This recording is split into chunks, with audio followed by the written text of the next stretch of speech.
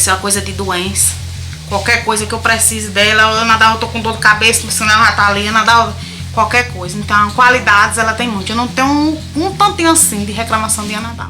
Fale um pouco de como foi a sua infância no povoado Farmácia. Minha infância no povoado Farmácia. Bem lembrado, saudades.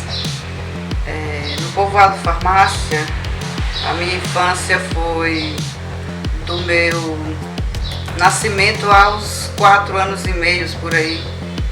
E eu tive que sair aos 5 anos para estudar em uma outra cidade. Mas assim, muito gratificante esse pouco tempo que eu vivi no povoado Farmácia na minha infância. Vivi um pouco com os meus pais, sempre minha mãe na atividade doméstica, sempre acompanhava nas suas atividades, nos seus trabalhos. Meu pai nos trabalhos da agricultura, então via ali minha mãe arrumando a casa, aquela coisa toda, não preocupada com a gente. E meu pai também na agricultura, então eu fazia aquela coisa de criança, brincava um pouco ali com minha mãe nas suas atividades e também ia brincar com meu pai na atividade lá na área da agricultura. Ele trabalhando e eu sempre brincava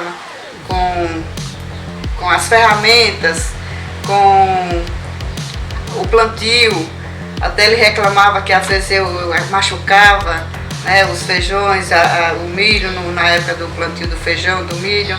Então assim, a minha infância, de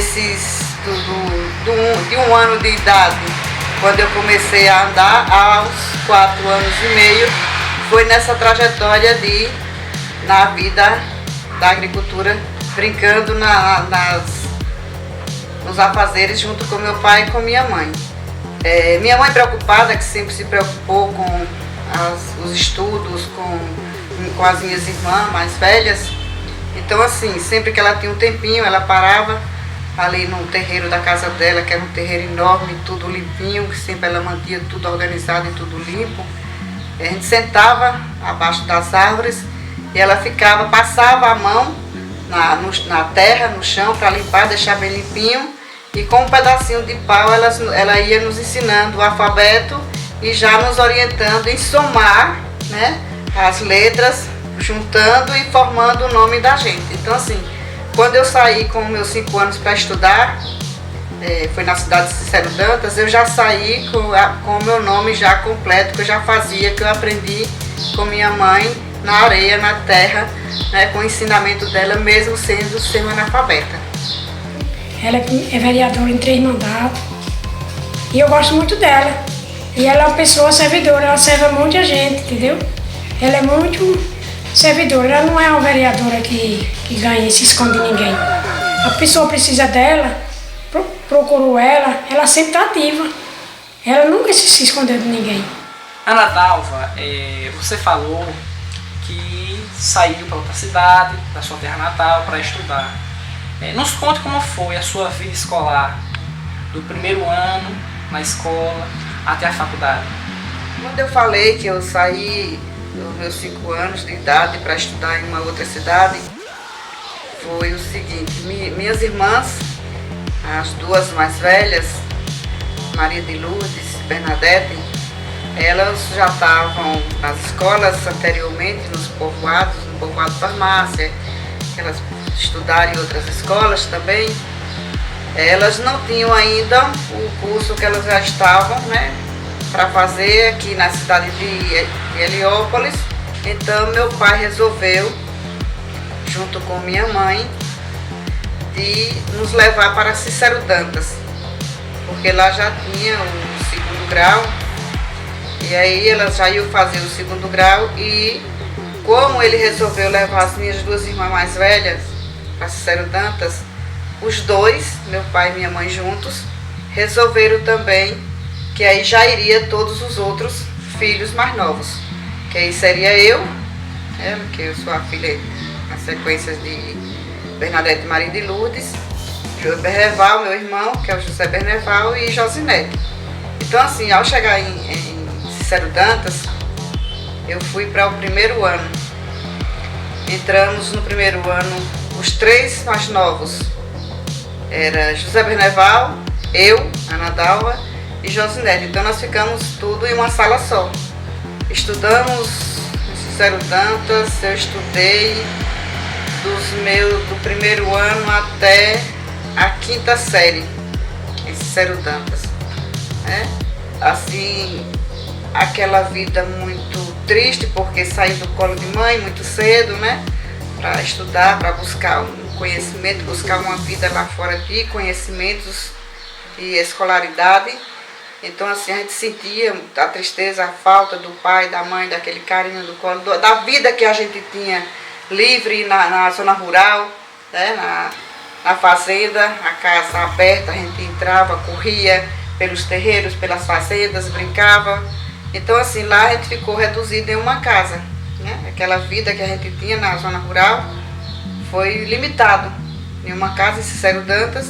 Minhas irmãs saíram para estudar, as duas, ficávamos nós três, né? Os três mais novos, e aí de porta fechada, porque a gente tinha medo, eram pessoas, a gente tinha vindo da zona rural, então a gente tinha aquele receio de estar na cidade, um olhar diferente também dos colegas e dos outros, por nós sermos também da zona rural, né? Sempre tem isso, quando chegam pessoas recentes na cidade, eles logo já percebem de onde é que vem, se é de outra cidade ou se também vem do interior, então a gente já viveu aquela coisa de desconfiados, todo quietinho, caladinhos, quietinho, ali encostadinho no canto.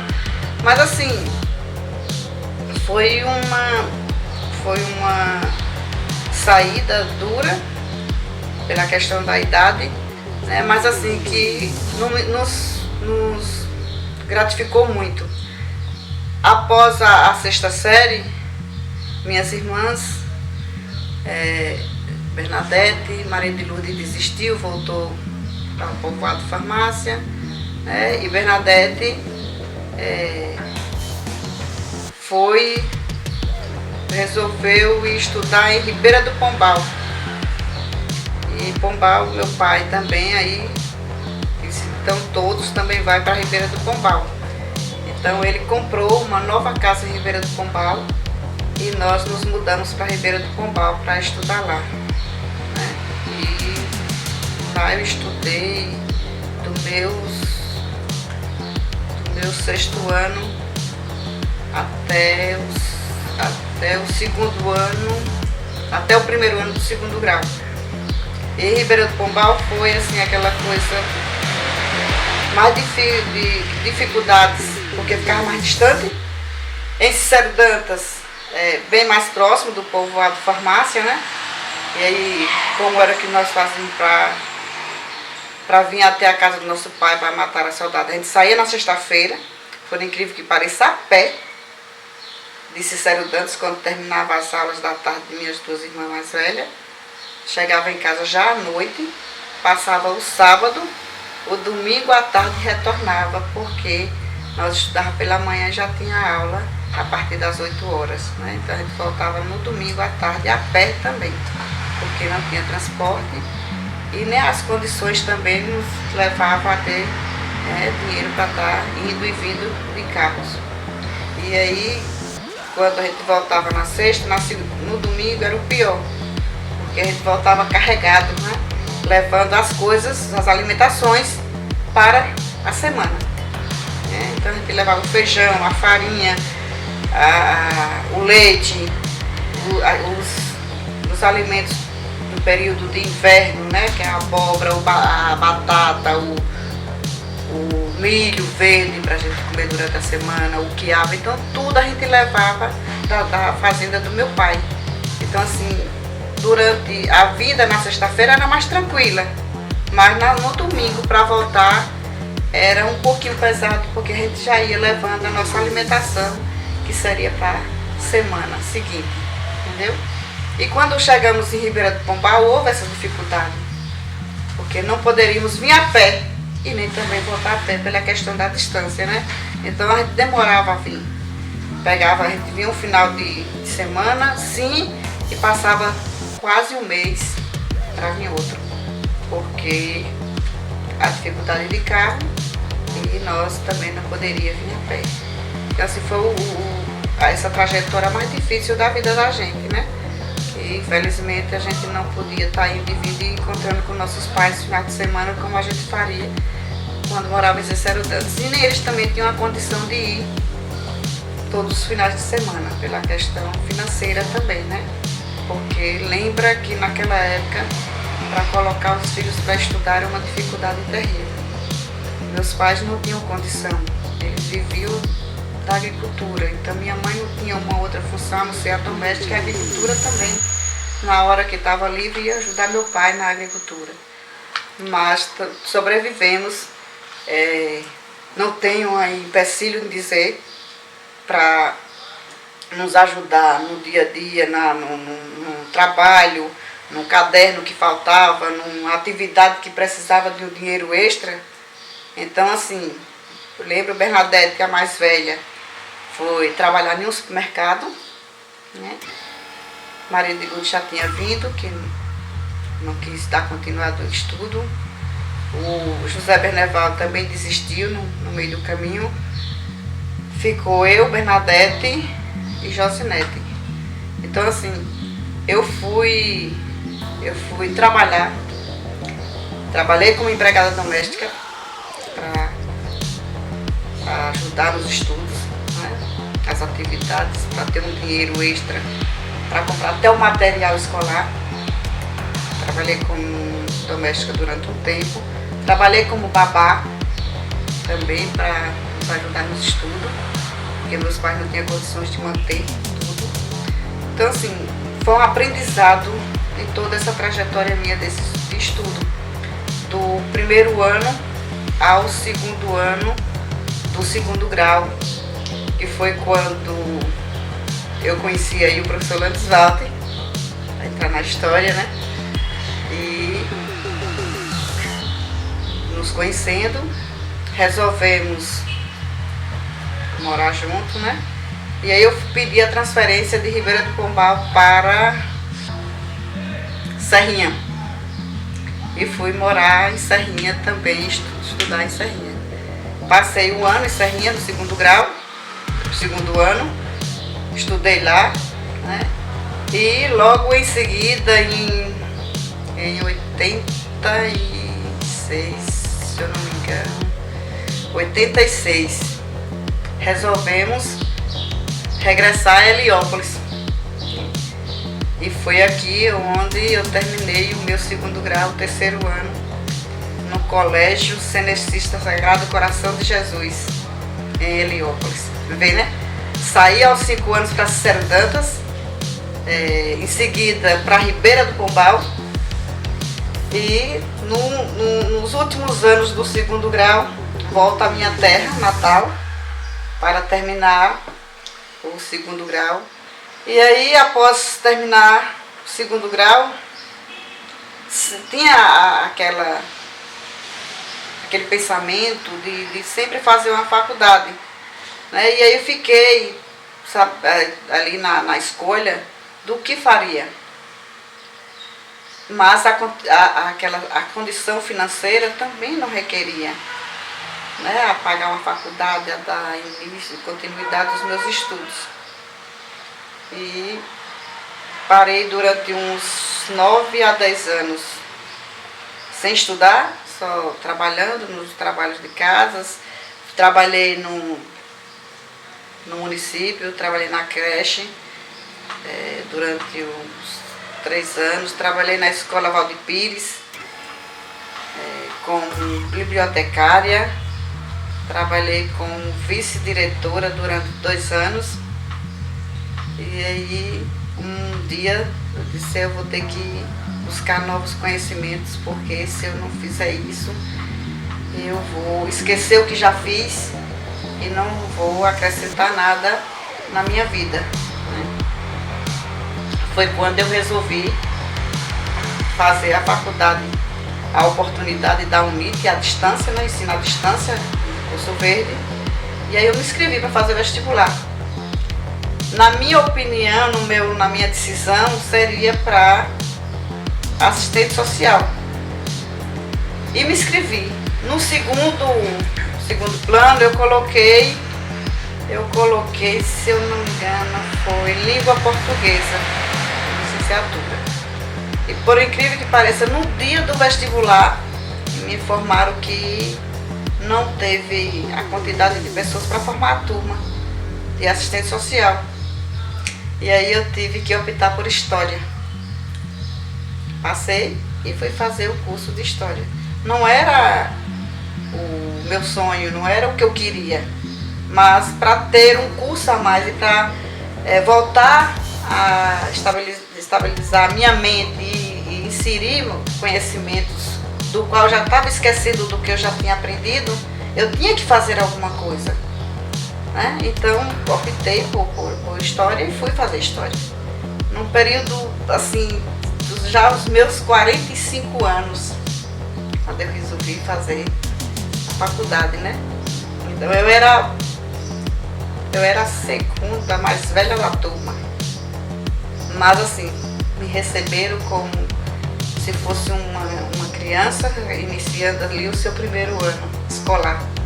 E eu me senti também como se estivesse naquele momento no meu primeiro ano escolar.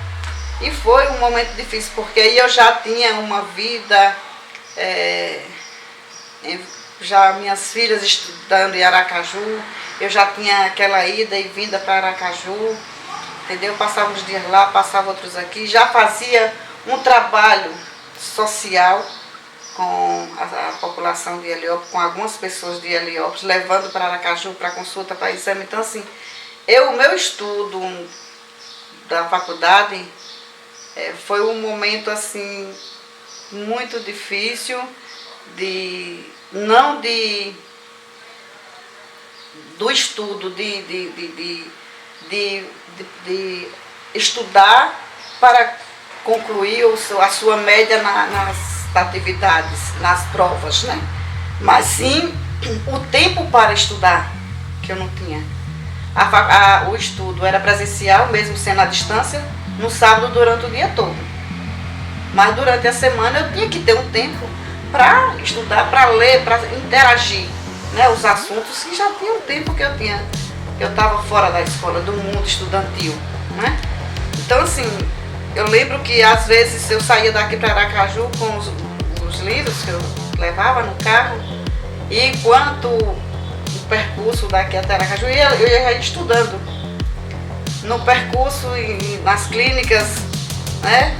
Enquanto o pessoal era atendido, estava aguardando para consulta, estava aguardando para fazer os seus exames, eu estava sentada nas cadeiras estudando, nas próprias clínicas. Então o meu estudo na faculdade foi dessa forma.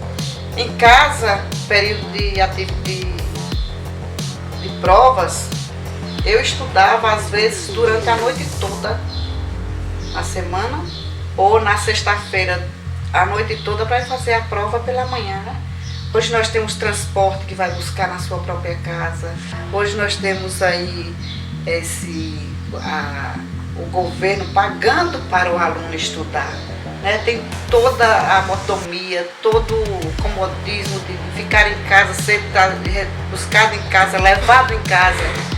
E nós não, nós sofremos muito a ida e a vinda para sair tantas a pé, né? Aquela dificuldade de ter o carinho de pai e de mãe ao lado, de ter uma família ali próximo, né, ao nosso redor durante o estudo.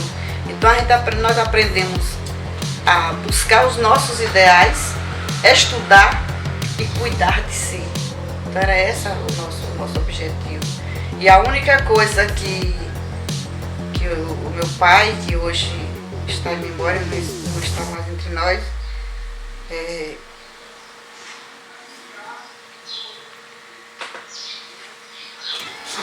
quando ele reuniu todo mundo para dizer que tinha tomado a decisão de levar os filhos para buscar o conhecimento para ter o que ele não teve.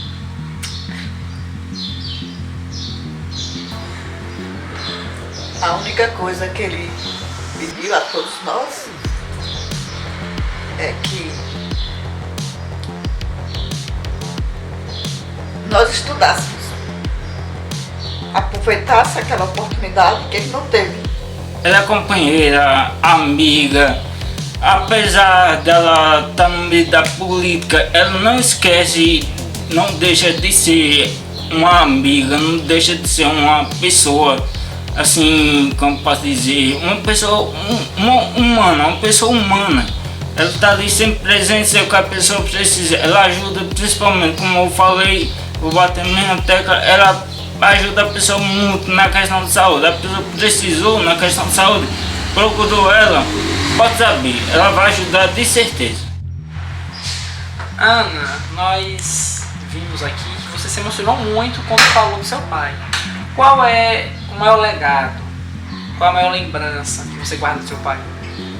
As lembranças do meu pai são todas, são várias. Se eu fosse aqui citar, seria impossível, porque a gente passaria aqui várias horas, né? Passaria aqui vários dias. Então assim, eu vou resumir. Em primeiro, né?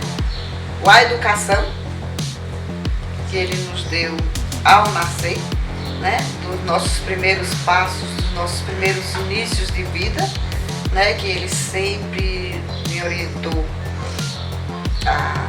o respeito, o carinho, a sinceridade. É uma frase que ele sempre usava: faça o bem sem olhar a quem, né? Não deseje mal aos outros, porque para si lhe chega.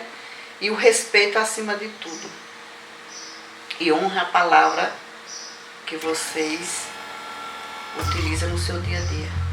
Então assim, e o maior de todos é quando ele decidiu nos dar a oportunidade do conhecimento em termos de escolaridade, o estudo, a educação além do que ele nos deu na sua própria residência, na sua própria casa. Então assim, do meu pai eu tenho tudo o que eu sou hoje. Eu represento os ensinamentos do meu pai. E da minha mãe, hoje já com seus 90 anos, graças a Deus ainda tenho o prazer de visitá-la, que mora com minhas irmãs, e pensa minha mãe e ela ainda me abençoar. Então assim, é muito gratificante, né? Ainda temos esse carinho, essa bênção, né, dos nossos pais.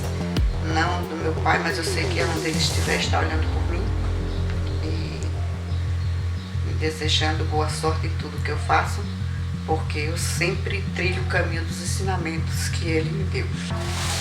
Ela estava cuidando do menino que estava com problema, aí ele me engravidou por 2 vezes, perdeu o filho, nasceu em sedante e não tinha a vacina que ela precisava.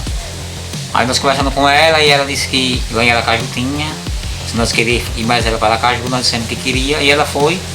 Na terceira gravidez dela, ela foi para Aracaju e começou a fazer os tratamentos lá, com 9 meses.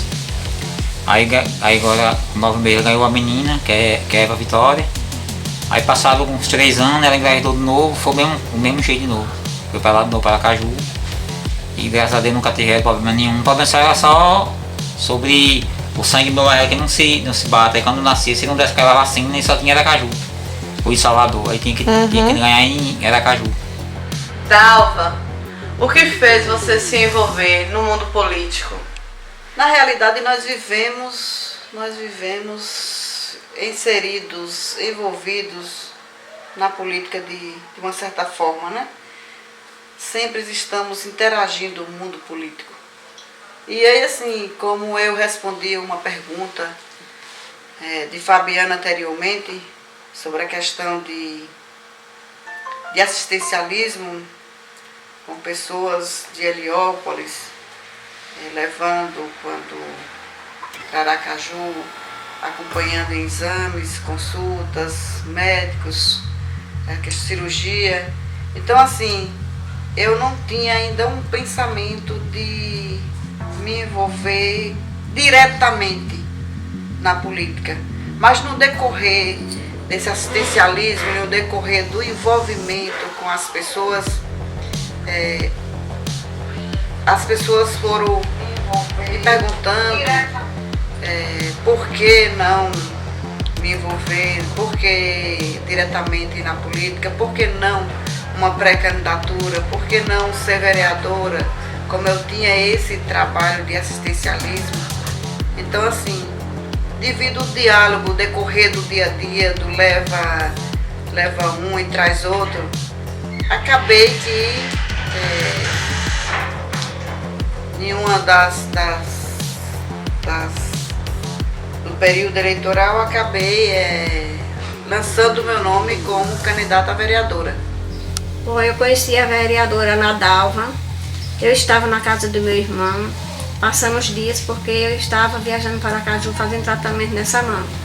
Aí ela chegou lá, aí a gente se conheceu lá, ela foi e falou assim, isso foi o que aconteceu nessa mão. Ele disse, foi eu que caí e quebrei a mão. E a senhora está pretendendo fazer o quê? Eu disse, estou fazendo tratamento em Aracaju, só que as pessoas estão demorando de me levar. Aí ela foi e disse assim, então, se a senhora quiser ir comigo, eu levo a senhora. Certo? Eu falei, certo. Aí ela falou, disse, amanhã eu venho fazer complexo na sua mão. Aí ela veio. Quando foi no outro dia, ela tornou a vir novamente fazer complexo na minha mão. Aí falou comigo, disse, a senhora pretende ir para Aracaju comigo? Eu disse, pretendo sim. Aí ela falou assim, disse, pois então tá certo, a gente fica certo. Aí quando foi um dia, eu estava na praça esperando o rapaz para ir para Aracaju, que ele tinha falado que ia me levar.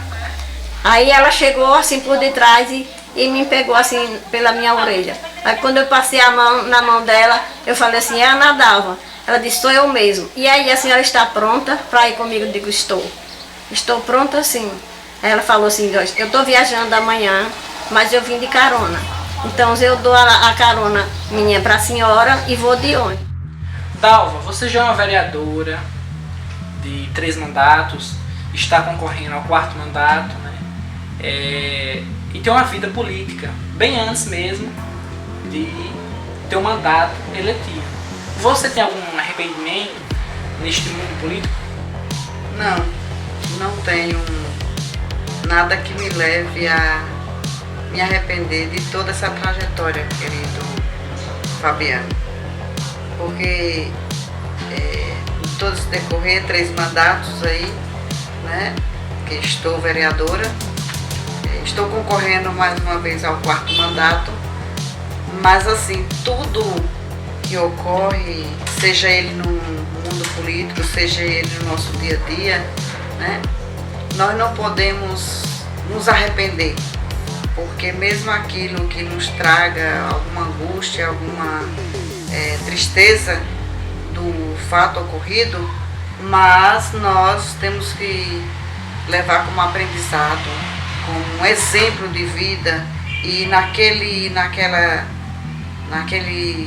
decorrer de alguma coisa que não gostamos,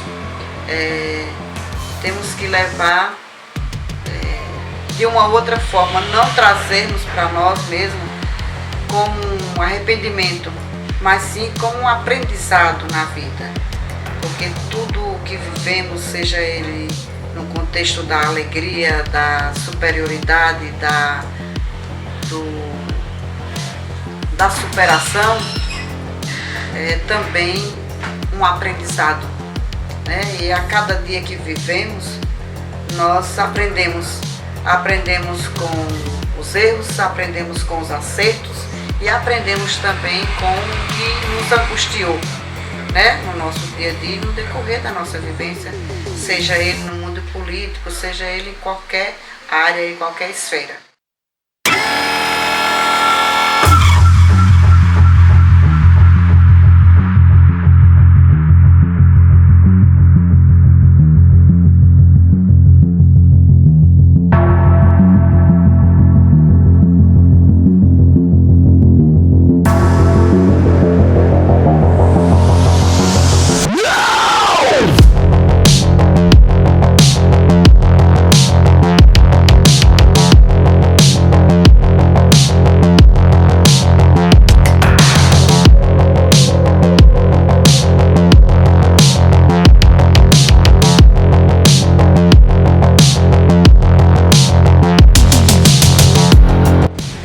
Aqui estamos no Largo Vicência de João Maia, construído na gestão do prefeito Ildinho.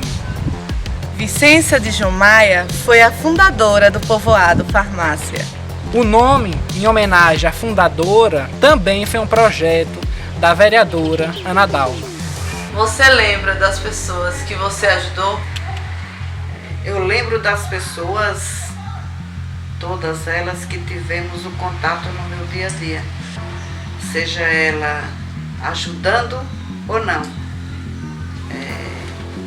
Porque assim, nós vivemos em um mundo em que todos precisamos um do outro.